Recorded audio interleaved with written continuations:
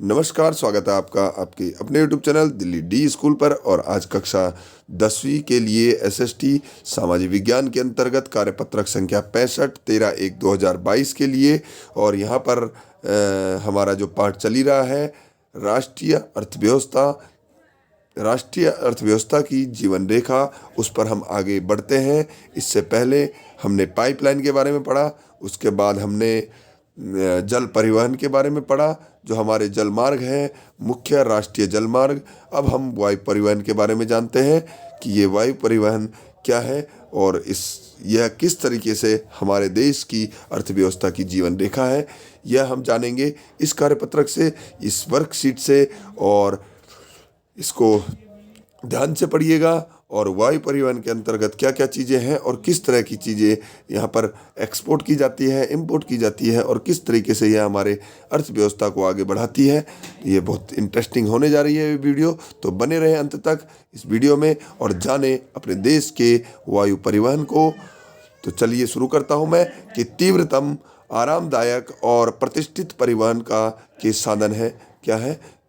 वायु परिवहन है, यानी कि तीव्र, तेजी से चलता है, आरामदायक है और प्रतिष्ठित माना जाता है वायु परिवहन को। अगला कि वायु परिवहन जो है अति दुर्गम स्थानों जैसे ऊंचे पर्वत, मरुस्थल, घने जंगलों और लंबी समुद्री रास्तों को पार करने के लिए है।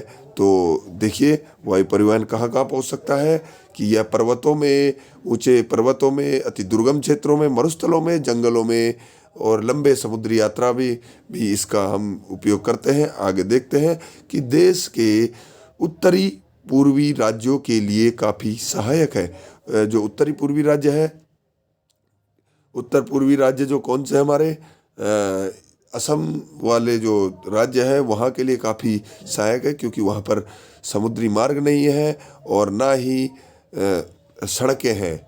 तो वहाँ के लिए वायु परिवहन बहुत ही महत्वपूर्ण है।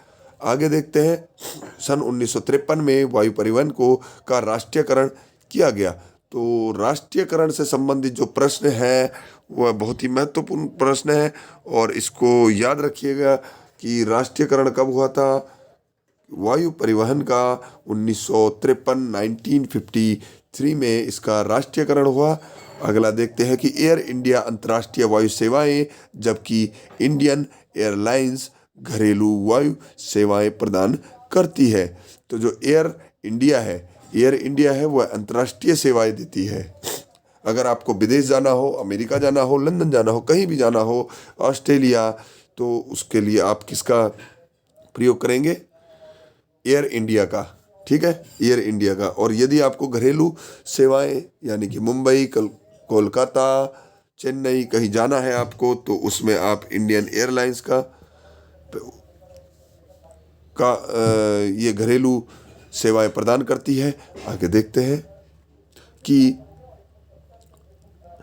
प्राकृतिक आपदा के समय राहत पहुंचाने के लिए, अभी देखिए प्राकृतिक आपदाओं के समय कितना महत्वपूर्ण हो जाता है वायु परिवहन। जैसे कि आपने देखा होगा कि कश्मीर में बाढ़ आई थी, उस समय पर हेलीकॉप्टर से लोगों को बचाया गया।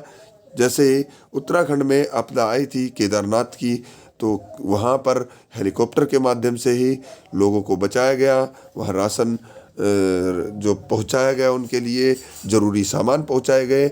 इसी तरीके से कहीं भी कोई आपदा आती है तो वहाँ पर हम अधिकतर वायु परिवहन का ही उपयोग करते हैं, उसी का प्रयोग करते हैं, क्योंकि जल परिवहन की जो व्यवस्था है वह तहस नहस हो जाती है, सड़कें ख़त्म हो जाती है, टूट जाती है और उसमें समय भी अधिक लगता है।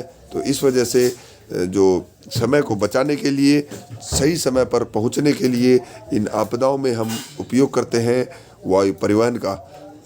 अब इसमें कुछ समस्याएं भी हैं। समस्याएं क्या है? देखिए, समस्याएं हैं महंगा साधन।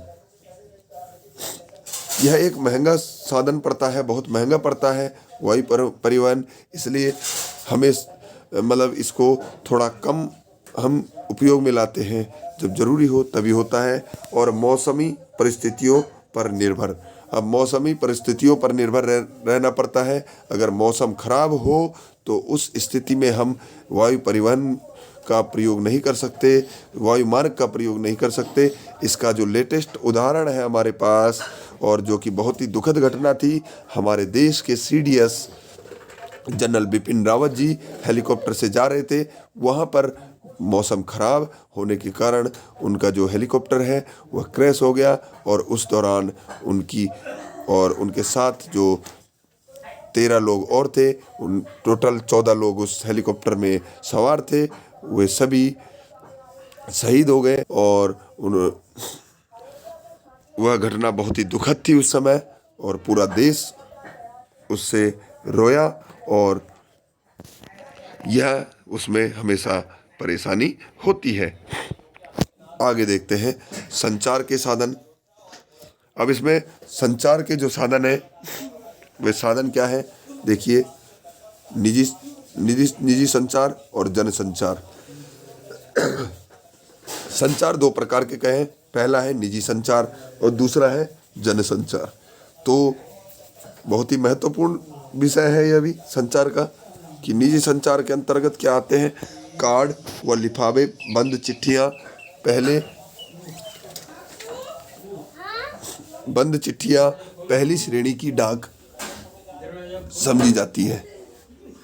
दूसरा है कि द्वितीय श्रेणी की डाक में रजिस्टर्ड पैकेट, किताबें, अखबार तथा मैगजीन शामिल है। जो द्वितीय श्रेणी के डाक में आते हैं रजिस्टर्ड पैकेट, ठीक है, किताबें, अखबार और मैगजीन, ये दूसरा होता है। और तीसरा होता है बड़े शहरों व नगरों में डाक संचार में तीव्रता हेतु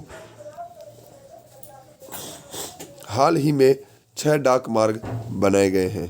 तो जो बड़े शहर हैं और नगर हैं उनमें क्या कहा गया है, डाक संचार में तीव्रता हेतु हाल ही में 6 डाक मार्ग बनाए गए हैं।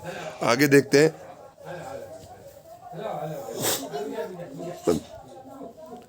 अगला है कि दूरसंचार के क्षेत्र में भारत एशिया महाद्वीप में अग्रणी है। अब जो दूर संचार है उसके लिए हमारा देश पूरे एशिया महाद्वीप में सबसे आगे है, ये कहा गया है। अब देखते हैं हम जनसंचार के बारे में। तो जनसंचार में पहला है, लगभग 100 से अधिक भारतीय भाषाओं में समाचार पत्र छपते हैं। अब 100 से अधिक भारतीय भाषाओं में छपने वाले जो अखबार हैं, ठीक है, ये हमारे देश में छपते हैं, जनसंचार के अंतर्गत आते हैं। अगला है, मनोरंजन के साथ साथ बहुत से राष्ट्रीय कार्यक्रमों व नीतियों के विषयों में जानकारी देता है। तो अब देखिए, मनोरंजन के साथ साथ बहुत से राष्ट्रीय कार्यक्रमों और नीतियों के विषयों में जानकारी देता है। अगला है, भारत व विदेशी फिल्मों को प्रमाणित करने का अधिकार केंद्रीय फिल्म प्रमाणन बोर्ड करता है। तो जो जनसंचार का माध्यम और होता है फिल्म, उसको कौन कंट्रोल करता है, कि जैसे कि कोई भी फिल्म आती है कि उसमें कुछ गलत हो तो जिसको नहीं दिखाना चाहिए या किस चीज़ को दिखाना चाहिए, यह पूरा निर्भर करता है हमारे देश का जो केंद्रीय फिल्म प्रमाणन बोर्ड है, वह डिसाइड करता है कि कौन सी फिल्म आगे चलानी है, कौन सी नहीं चलानी। आगे देखते हैं अगला, कि आकाशवाणी राष्ट्रीय, क्षेत्रीय और स्थानीय भाषा में देश के विभिन्न भागों के लिए विविध कार्यक्रम प्रसारित करता है। तो जो आकाशवाणी है वह राष्ट्रीय और क्षेत्रीय के साथ साथ स्थानीय भाषाओं में भी क्या करता है, कार्यक्रम प्रस्तुत करता है। तो यह भी एक दूरसंचार का, जनसंचार का माध्यम है, जिससे कि जनता तक पहुंचा जा सकता है, अधिक से अधिक लोगों तक पहुंचा जा सकता है। ये सारी चीज़ें थी। और आगे देखते हैं इससे संबंधित प्रश्न, कि संचार के साधनों का महत्व बताइए। संचार के साधनों के महत्व बताने हैं कि मतलब एक कोई भी सूचना है, कोई भी खबर है, उसको लोगों तक पहुंचाना और आगे मतलब प्रसारित करना, उसको कई लोगों को जानकारी देना, यह उसके महत्व में आते हैं। तो आप इसमें देखिए।